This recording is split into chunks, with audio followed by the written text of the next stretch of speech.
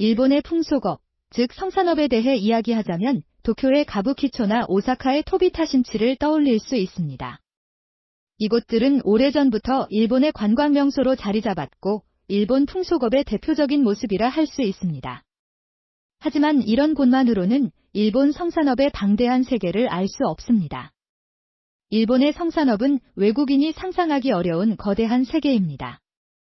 겉으로는 신비롭고 화려해 보이는 일본 풍속업은 그러나 내부적으로는 엄격한 계층 구조가 있습니다. 미모의 여성들은 인터넷 스트리밍 방송을 하거나 고급 유흥업소에서 많은 돈을 벌기도 합니다. 그러나 대부분의 성산업 시장은 가난하고 갈 곳 없는 여성들이 차지하고 있으며 이것이 가장 현실적인 모습입니다. 일본 성산업의 현장을 담은 풍속업계 현장이라는 책에서는 저자가 직접 취재한 일본 유흥업소의 다양한 모습을 보여줍니다. 그것은 외국인인 우리가 보기에 정서적으로 불편하거나 변태적으로 느낄 수도 있습니다. 도쿄의 가부키초처럼 화려하지는 않지만 좀 더 현실적인 일본의 성산업 현장에 대해서 알아보겠습니다. 1. 임산부 및 젖먹이 엄마 유흥업소. 우리 같은 외국인은 상상하기 어려운 임산부 및 젖먹이 엄마 유흥업소가 있습니다. 이곳에서 일하는 여성들은 사회적 취약계층이 대부분으로 여성을 위한 휴게실과 엄마들을 위한 착유기구도 있습니다. 이곳은 임산부나 출산한 지 얼마 되지 않은 여성들이 소프트한 서비스를 하는 업소입니다.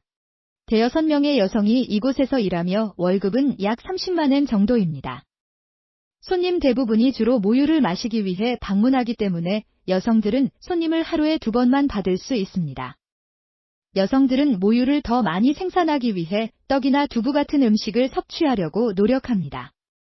업소는 여성들의 신체 안전을 위해 처음 방문한 초보 손님들에게 여성의 몸을 강하게 문지르거나 또는 배에 압력을 가하지 말라고 주의를 줍니다. 그렇다면 왜 여성들이 모유로 돈을 벌거나 혹은 임신한 몸으로 다른 남성에게 이런 서비스를 제공하는 것일까요? 그 이유는 그들 대부분이 미혼모이거나 저축이 없는 상태에서 아이를 돌봐야 하는 엄마들이기 때문입니다. 그녀들은 돈이 필요하지만 몸이 불편하여 정상적인 일자리를 구하지 못합니다. 임신기간 동안 고수익이면서 짧은 근무 시간을 제공하는 일은 이것 말고는 없습니다. 이 업소는 여성들에게 무료로 기저귀와 분유를 제공하고 아기를 돌봐줄 직원도 배치해두는 등 복지 혜택을 제공합니다. 이곳은 성산업 내에서도 비교적 양호한 직장에 해당합니다. 2. 39그룹 저가형 유흥업소. 이 업소는 이전 업소와 달리 극단적으로 여성을 착취하는 유흥업소입니다. 2015년 일본 경찰은 대규모 단속을 통해 대형 유흥업체인 39그룹을 조사했습니다. 이 업체의 주된 마케팅 전략은 저렴한 가격입니다. 30분 서비스에 단 3,900엔이며 추가 서비스는 2,000엔을 더 내면 됩니다. 이 서비스는 여성들을 모욕하는 내용을 포함하고 있으며 위생적으로 위험하고 건강에 좋지 않은 행위들이 포함되었습니다. 39그룹에 소속된 일부 업소들은 약물 중독자, 자해 경력자, 정신질환자, 혹은 심하게 비만이거나 신체적으로 관리가 되지 않는 여성들을 모집했습니다. 이들은 피임기구를 제공하지 않고 피임 없는 성관계를 통해 더 많은 돈을 벌도록 유도했습니다. 심지어 폭력을 사용해 여성들에게 거리에서 손님을 유치하도록 강요하거나 여성들에게 빚을 지게 하는 악랄한 방식으로 운영했습니다. 그러나 이런 가혹한 환경에서도 여전히 많은 여성들이 이곳에서 일하고 싶어 합니다. 그것은 이 여성들이 대부분 사회적 약자로서 신체적 약점 때문에 다른 일을 찾기가 매우 어렵기 때문입니다.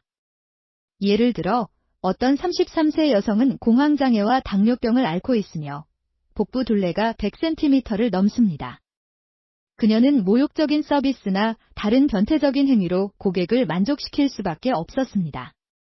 이 같은 저가유흥업소는 매우 가혹한 업계 현실을 보여줍니다.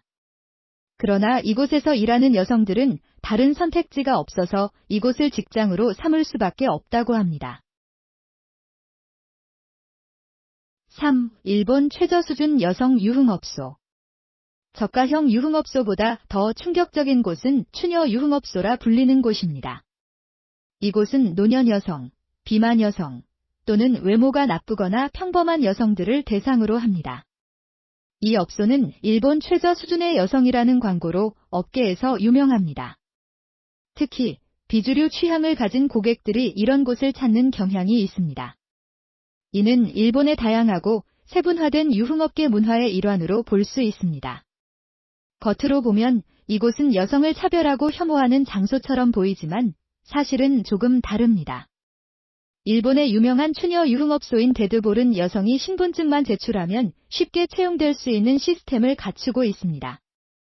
외부에서는 이곳이 혐오와 차별을 기반으로 한 비인간적인 장소라고 여기지만 저자가 직접 방문한 결과는 달랐습니다.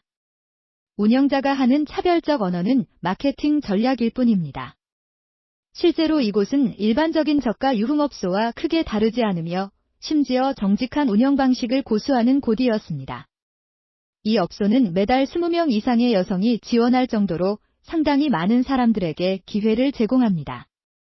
특히 면접 시 여성들의 경제적 상황과 기대소득을 파악하고 여성들이 자립할 수 있도록 돕는 다양한 방법을 모색하고 있었습니다. 업소는 전문 스타일리스트와 메이크업 아티스트를 고용해 여성들에게 일에 대한 목표를 세우고 자신에게 투자하는 법을 가르쳤습니다. 그러나 현실에서는 대부분의 여성들이 자신의 돈을 관리하지 못하며 일하는 날을 자주 빠지고 번 돈을 금방 탕진하는 경우가 많았습니다. 저자는 이 추녀 유흥업소가 성산업이 여성들을 억압하면서도 사회 안전망의 일부 역할을 하고 있다고 말했습니다. 4. 아줌마 유흥업소. 도쿄와 간사이 지역에는 수백 명의 여성을 고용한 대규모 아줌마 유흥업소가 존재합니다. 이곳의 여성들은 40대부터 70대까지 연령대가 다양합니다. 업소는 정직하게 운영되며 피임을 철저히 지키고 강압적인 행위를 금지합니다. 이 업소 대표 후루타 씨는 50대 여성이 가장 인기가 있다고 말합니다. 특히 이혼 후 자립을 위해 일하는 여성이 고객에게 높은 인기를 끌고 있습니다. 그 이유는 평범한 주부들이 고객과 만나면 완전히 다른 모습을 보여주기 때문이라고 합니다. 이런 반전의 모습이 많은 남성 고객들을 끌어들였습니다. 그렇다면 어떤 남성들이 엄마 유흥업소를 자주 방문할까요? 그 답은 40에서 50대 남성들로 안정적인 일자리를 가지고 있으며 가정에도 충실한 사람들입니다. 이곳을 찾는 남성들은 자신을 편안하게 해줄 장소를 찾고 있으며 어떤 면에서 어머니의 품을 그리워하는 심리를 가지고 있습니다. 업소는 여성들에게 화려한 옷 대신 평범한 외출복을 입게 하여 일상적인 엄마의 느낌을 전달하려고 노력합니다. 이 업소 여성들은 하루에 고객 한두 명을 접대하며 한 번의 서비스당 5,500엔을 벌고 한 달 평균 약 24만 엔의 수입을 올립니다. 여기서 일하는 여성들 대부분은 한부모 가정의 엄마들로 자녀 학비를 마련하기 위해 이를 선택한 경우가 많습니다. 흥미로운 점은 엄마 유흥업소의 성공 비결 중 하나가 여성들에게 편안한 공동체 생활을 제공한다는 점입니다. 여성들은 근무가 없는 날에도 동료들과 함께 시간을 보내려고 업소를 찾는 경우가 많습니다. 그 결과 출근율이 안정적으로 유지됩니다. 일본 성산업은 남성들에게는 욕망 해소의 공간이자 빈곤층 여성들에게는 생계를 유지할 수 있는 마지막 안전망으로 작동하고 있습니다. 저자는 성산업이 사회복지 시스템과 결합하여 여성들에게 더 나은 생존 환경을 제공할 가능성을 제시합니다. 그러나 이를 두고 성산업이 여성 착취의 상징으로 여겨져 온 만큼 사회복지와 결합하는 것은 부적절하다는 의견도 많습니다.